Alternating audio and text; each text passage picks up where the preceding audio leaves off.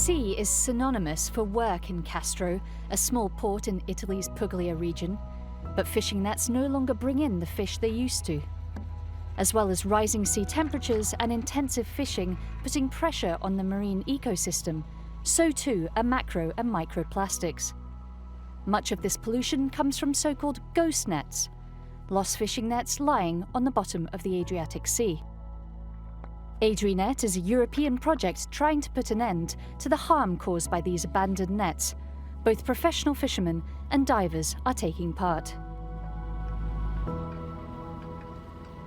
I recovered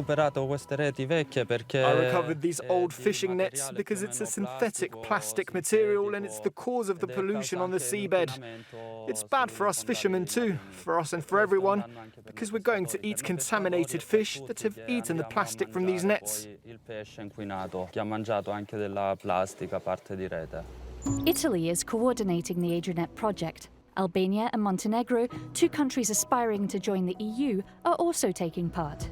These three countries deal with the governance and risk management of their marine ecosystems, which are all facing the same challenges.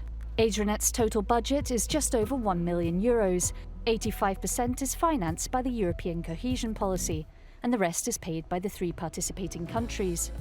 ADRINET is giving technological and scientific know-how to fishermen. 180 have already received training, like this group in Castro. Thanks to a radio frequency system, these microchips that are put in the nets make it possible to locate them if they are lost. In questo modo la tracciabilità consente di responsabilizzare. Traceability makes it possible for fishermen to be responsible for their equipment. It also helps the authorities to find those responsible for any abandoned nets at sea. Projects like ADRINET have been welcomed by the Italian Coast Guard because one of their jobs is to recover lost fishing nets. They are in the process of establishing a map of these. In 1 year, they have recovered 6 tons of lost fishing nets.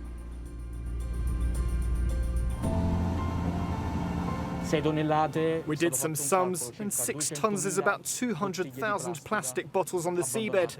Very often, it's fishermen themselves who provide us with the coordinates of where the nets can be found. The ADRINET project has helped clean the seabed in the waters of these 3 participating countries in over 32 ways.